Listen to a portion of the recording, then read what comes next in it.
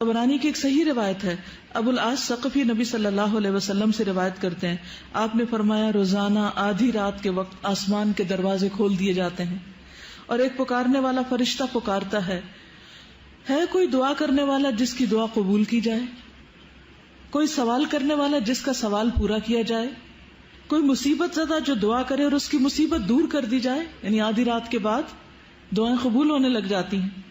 اللہ عز و جل ہر دعا کرنے والے مسلمان کی دعا قبول فرماتا ہے سوائے زانیہ کے جو اپنی شرمگاہ کے ذریعے غیر مرد کو سیراب کرتی.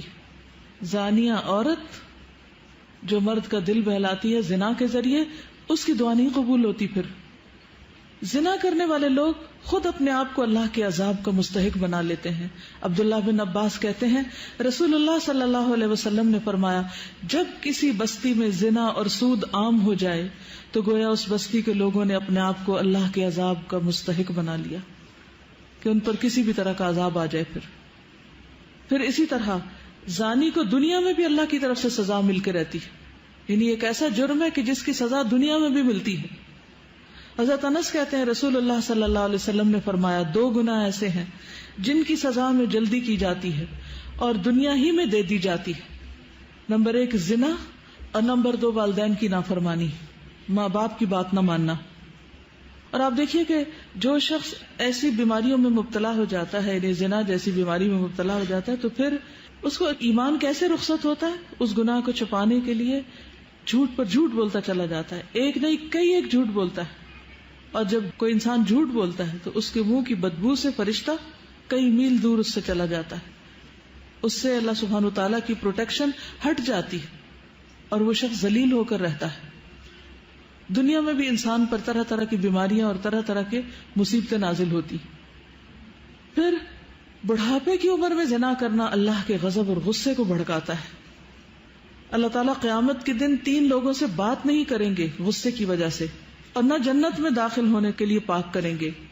ابو معاویہ حدیث کے راوی نے کہا اور نہ ہی اللہ سبحانہ وتعالیٰ ان کی طرف نظر کرم فرمائیں گے اور ان کے لیے دردناک عذاب ہے. نمبر 1 بوڑھا زانی، دوسرا جھوٹا حکمران، اور تیسرے متکبر فقیر. پھر اسی طرح جس بستی میں زنا عام ہو جائے وہاں موتیں بہت ہونے لگتی، موت کی کثرت ہو جاتی، قتل کی کثرت ہو جاتی. پھر اسی طرح کسی بھی غیر حاضر شخص کی بیوی سے زنا کرنے والے شخص پر اللہ تعالیٰ قیامت کے روز ایک سانپ مسلط کر دیں گے. یعنی کسی عورت کا شوہر کہیں گیا ہوا ہے اور ظاہر ہے کہ ہسبینڈ کا یہ کام ہے کہ بیوی کو پروٹیکٹ کرے اور وہ اکیلی ہے، تو اس کو اکیلا پا کر کسی نے اس کے ساتھ اگر برائی کی تو ایسا شخص قیامت کے دن اس انجام سے دوچار ہوگا. عبداللہ بن عمر کہتے ہیں رسول اللہ صلی اللہ علیہ وسلم نے فرمایا جو شخص کسی غیر حاضر آدمی کی بیوی کے بستر پر آ کر بیٹھتا ہے اس کا انجام اس شخص جیسا ہے جسے قیامت کے روز زہریلے سانپوں میں سے ایک سانپ ڈسے گا. پھر ہمسائے کی بیوی سے زنا کرنے کا عذاب یا اس کی سزا کسی بھی دوسری عورت کے ساتھ زنا کرنے سے 10 گنا زیادہ ہے، کیونکہ ہمسایوں کا حق ہمسائیگی بھی پامال کیا گیا. حضرت مقداد بن اسود کہتے ہیں رسول اللہ صلی اللہ علیہ وسلم نے اپنے صحابہ سے دریافت فرمایا زنا کے بارے میں تمہارا کیا خیال ہے؟ صحابہ نے عرض کی زنا کو اللہ اور اس کے رسول نے حرام قرار دیا ہے، لہذا وہ قیامت تک حرام ہے. پھر آپ صلی اللہ علیہ وسلم نے صحابہ کرام سے فرمایا ایک آدمی اگر 10 عورتوں سے زنا کرے تو یہ گناہ اس سے کم ہے کہ آدمی اپنے ہمسائے کی بیوی سے زنا کرے.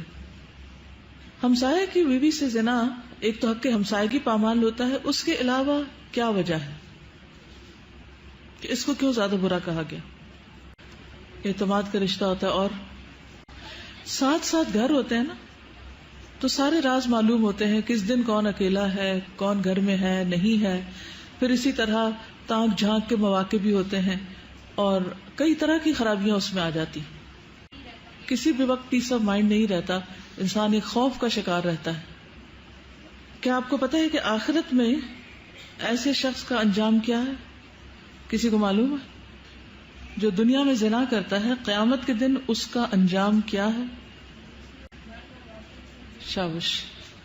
سمرہ بن جندب نبی صلی اللہ علیہ وسلم کی حدیث روایت کرتے ہیں، آپ نے فرمایا کہ معراج کے موقع پر جب آپ نے جبریل سے پوچھا، اور ایک اور روایت آتی ہے کہ خواب میں آپ نے یہ دیکھا سب منظر، اور انبیاء کے خواب حقیقت ہوتے ہیں، سچے ہوتے ہیں.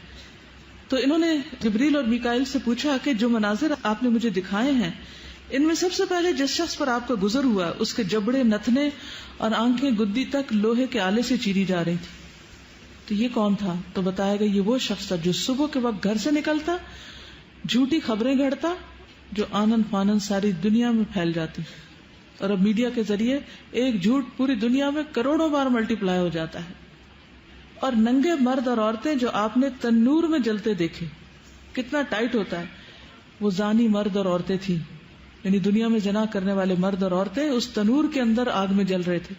اور تیسرا شخص جو خون کی ندی میں غوطے کھا رہا تھا، جس کے منہ میں بار بار پتھر ڈالے جا رہے تھے، یہ وہ شخص تھا جو دنیا میں سود کھاتا تھا۔ تو آپ دیکھیے کہ یہ ایک ایسی بیماری ہے، ایک ایسی خرابی ہے کہ جس کو افسوس کے ساتھ کہنا پڑتا ہے کہ اس مسلمان معاشرے میں اب آزادی کے نام پر خرابی بھی نہیں سمجھا جاتا۔